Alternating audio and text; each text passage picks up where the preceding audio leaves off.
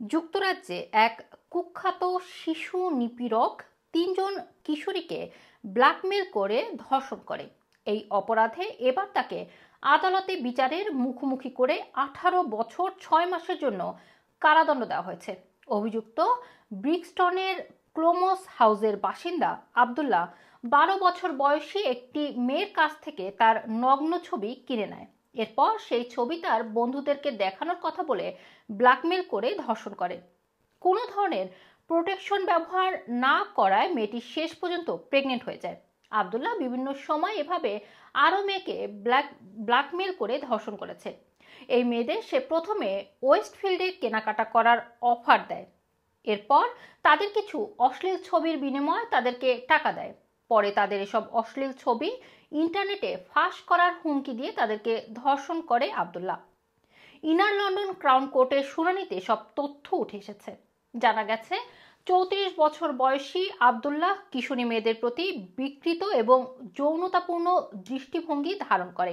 এজন্য তাকে কর্মকর্তারা উচ্চ ঝুঁকিপূর্ণ যৌন অপরাধী বলে তালিকাভুক্ত করেছে। ভুক্তভোগী 14 বছর বয়সী কিশোরী পুলিশকে তার নিপীড়নের কথা জানালে ভয়ানক সব তথ্য উঠে আসে। আবদুল্লাহ 2023 সালের অক্টোবর থেকে 2024 সালের মার্চ পর্যন্ত তিনজন কিশোরীকে টার্গেট করে। প্রসিকিউটর ফিওনা বলেন, আবদুল্লাহ নিজের নাম পাল্টে রায়ান রাখে। এই নাম ব্যবহার করে নিজের পরিচয় গোপন করে সোশ্যাল মিডিয়ায় সে মেয়েদের সাথে কথা বলতো। এরপর দেখা করে নিজের গাড়িতে করে বিভিন্ন জায়গায় ঘুরতে নিয়ে যেত, শপিং মলে কেনাকাটা করে দিত। এরপর টাকা দিয়ে তাদের কাছ থেকে কৌশলে স্পর্শকাতর ছবি সংগ্রহ করত। এরপর ভুক্তভোগী কিশোরীদের ব্ল্যাকমেল করে ধর্ষণ করত আবদুল্লাহ।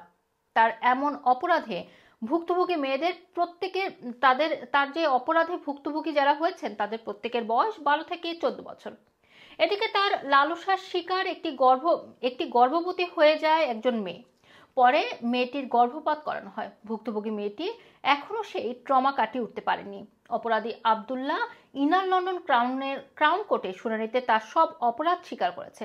আদালত তাকে সর্বমোট 18 বছর 6 মাসের কারাদণ্ড দিয়েছে। এই মেয়েদের 2/3 টাইম জেল খাটা হলে আবদুল্লাহ মুক্তি পেতে পারে। তবে এক্ষেত্রে প্যারোল বোর্ড এই সিদ্ধান্ত নেবে।